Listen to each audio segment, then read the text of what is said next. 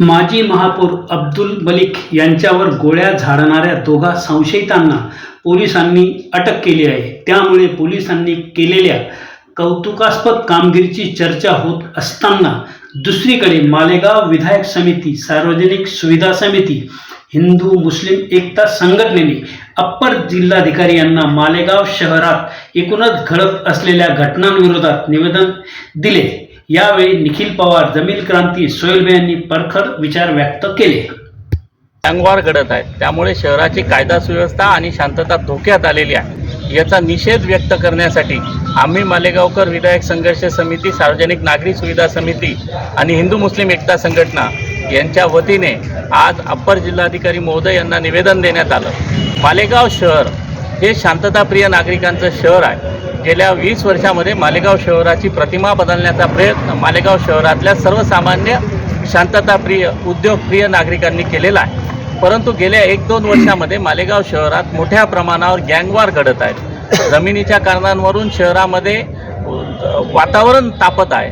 त्याचबरोबर मालेगाव शहरामध्ये फायरिंग, अवैध शस्त्रांच्या माध्यमातून हल्ले हे घडतात आहे. या सगळ्यावर नियंत्रण आणण्याची जबाबदारी पोलीस प्रशासनाची आहे. परंतु मालेगाव शहराच्या या सर्व घटनांवर नियंत्रण आणण्यात पोलीस प्रशासन सर्वस्वी अपयशी ठरत आहे. त्यामुळे शहरात शांतता धोक्यात आली आहे. मालेगाव शहरामध्ये गुट्टागोळीचं थैमान माजलेलं आहे. शहराची लोकसंख्या ही 10 लाखापेक्षा जास्त झालेली आहे. त्यामुळे शहरामध्ये कमीत कमी 1500पेक्षा जास्त पोलीस कर्मचाऱ्यांची नियुक्तीची अपेक्षा आहे आणि ती गरज आहे. ही गरज पूर्ण करण्यात सरकार अपयशी ठरत आहे. शासनात बसलेल्या पक्षाचे काही स्थानिक नेते आणि मालेगाव बाहेरचे लोकप्रतिनिधी येऊन मालेगावला बदनाम करण्याचा प्रयत्न करतात. मालेगाव शहरातल्या कायदा सुव्यवस्थेवर प्रश्न निर्माण करतात. अशी परिस्थिती असताना आणि ते वारंवार म्हणतात की सागर बंगल्यात आमचा बाप बसलेला आहे, तो सगळ्यांचं व्यवस्थित सेटल करेल. मग हा सागर बंगल्यातला गृहमंत्री मालेगाव शहराच्या कायदा सुव्यवस्थेवर का काही सेटल करत नाही? वारंवार बाहेरचे लोक पाठवून शहरातली कायदा सुव्यवस्था धोक्यात आणणारा गृहमंत्री हा मालेगाव शहरात अनेक गुप्तचर विभाग, केंद्रापासून राज्य सरकारपासून स्थानिक पोलीस यंत्रणेचे कार्यान्वित असताना शहरात एवढ्या मोठ्या प्रमाणावर हल्ले होत आहेत, शहरात एवढ्या मोठ्या प्रमाणावर राईट होत आहे, शहरात एवढ्या मोठ्या प्रमाणावर अवैध शस्त्रसाठा आहे, असं असताना देखील त्यावर नियंत्रण मिळवण्यात सपशेल अपयशी ठरत आहे. असं असताना अशा गृहमंत्र्यांनी त्याचबरोबर ज्या नाशिक जिल्ह्याच्या पालकत्वाची जबाबदारी आपल्या मालेगाववर देण्यात आलेली आहे, असे आपल्या मालेगावचे लाडके लोकप्रतिनिधी हे मालेगाव शहराची शांतता धोक्यात येत असताना कोणतीही कारवाई करायला अपयशी ठरत आहेत. गृहमंत्री व राज्याचे उपमुख्यमंत्री आदरणीय देवेंद्र फडणवीस साहेब यांचा मालेगावच्या शांतताप्रिय नागरिकांच्या वतीने मालेगाव शहराची शांतता धोक्यात आणत असताना गुंडांवर कठोर कारवाई करत नसल्याबद्दल गृहमंत्री म्हणून, पोलीस प्रशासनाचे प्रमुख म्हणून आणि या राज्याचे प्रमुख म्हणून त्यांचा जाहीररित्या या सर्व सामाजिक संघटनांच्या वतीने आम्ही तीव्र शब्दात निषेध व्यक्त करतो. उन्होंने कहा कि जो आरोपी है वो पकड़े नहीं जाते और दूसरे लोग पकड़े जाते हैं. इस पर क्या कहेंगे आप? देखिए, जिस किस्म की बेचैनी पूरे शहर में है, असल मुस्लिम घूमते रहता है, किसी न किसी को डुप्लीकेट डमी बना के वहाँ पेश कर दिया जाता है. वो घंटा 2 घंटा 2-4 दिन अंदर रहता है, ये रिकॉर्ड बन रहा है और पूरे शहरी समझ रहे हैं कि इसमें कहीं ना कहीं पानी रिस रहा है, कहीं ना कहीं प्रशासन और पुलिस अधिकारी इसमें मुलविस हैं. लोग दंदनाते फिर रहे हैं और शरीफ आदमी घर में बैठा है. 20-22 साल से यहाँ कुछ नहीं हुआ. हिंदू मुस्लिम फसाद के लिए शहर मशहूर था, लेकिन यहाँ के हिंदू मुस्लिम अमन पसंद शहरियों ने उस बात को गलत साबित कर दिया. लेकिन 2-3 सालों से इस शहर में जो बेचैनी महसूस हो रही है, बात बात पर औजार निकलना, बात बात पर गोलियाँ चलना और दहशत का माहौल पैदा करना एक आम सी बात हो गई है. आज यहाँ पर पुलिस प्रशासन है, एडिशनल पुलिस का डिपार्टमेंट है, हमारे जिम्मेदार ऑफिसरान हैं, उसके बाद ये सब कुछ हो रहा है तो बहुत सोचने की बात है. आमदार साहब ने जो इल्ज़ाम पुलिस की तरफ लगाया है वो कितना सच है ये तो शहरी जाने.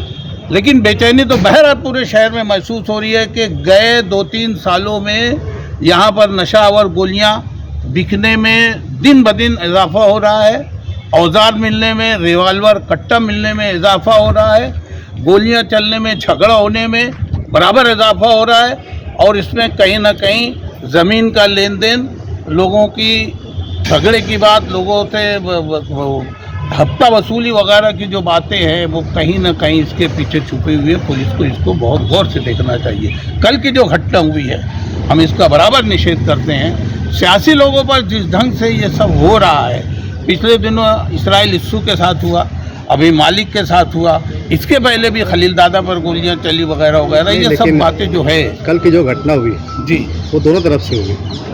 अभी मुझको ये खबर लगी है, पता नहीं इसमें कितनी सच्चाई है, मैं नहीं जानता, लेकिन मेरे कान तक ये बात आई है कि भाई दोनों तरफ से ये मामला हुआ है।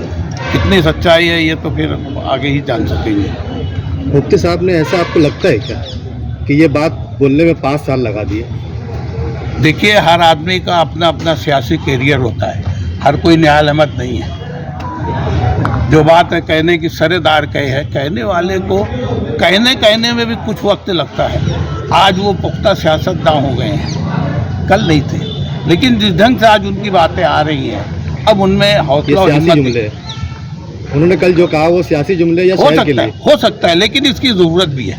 5 साल के बाद, पूरा कार्यकाल मुकम्मल होने के बाद। देखिए, मैंने कहा ना, हर आदमी न्यायालयमंद नहीं है। कहीं ना कहीं लिहाज, कहीं ना कहीं डर, कहीं ना कहीं एहसास होता है। सोहेल भाई, शहर ने इस मुद्दों पर उनको चुन कर दिया था कि दूसरे लोगों की गुंडागर्दी शहर में बढ़ गई थी, इसलिए मस्जिद के इमाम को जिम्मेदारी थी।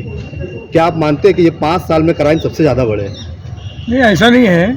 मुफ्ती साहब का जो काम था उन्होंने किया। नहीं, 5 साल में क्राइम सबसे ज़्यादा बढ़े हैं या कम हुए उनके आने के बाद? नहीं, हुआ है, क्राइम पहले भी होता था, अभी भी हो रहा है। मेरा सवाल ये है कि बढ़े हैं या कम हुए? बड़ा है।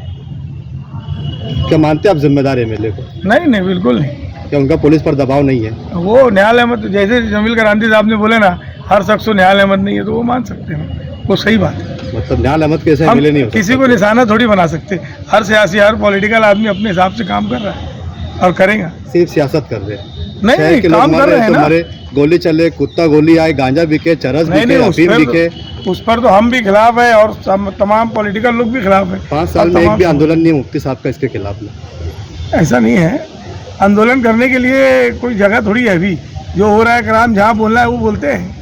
उनको वोटों की याद 5 साल के बाद नहीं, असल बात हम हिंदू मुस्लिम संगठन की तरफ से और तमाम 3 मैं एक आम शहरी से सवाल सुनिए ना, हम 3 संगठन की तरफ से यहाँ आए हैं और आप पॉलिटिकल बना रहे हो। नहीं, मैं एक आम शहरी की राय नहीं, आप सिर्फ मुफ्ती साहब को टारगेट मत बनाओ। एज एमएलए वो सत्ता पे तो नहीं, तो सवाल पूछा जाएगा। नहीं, बिल्कुल पूछेंगे ना। उन्होंने बोले ना, कल उन्होंने सब क्लियर कर दिया। वही सवाल है कि देर तो नहीं कर दिए? नहीं, देर नहीं किए ना, जब वक्त तो बराबर बोले हो।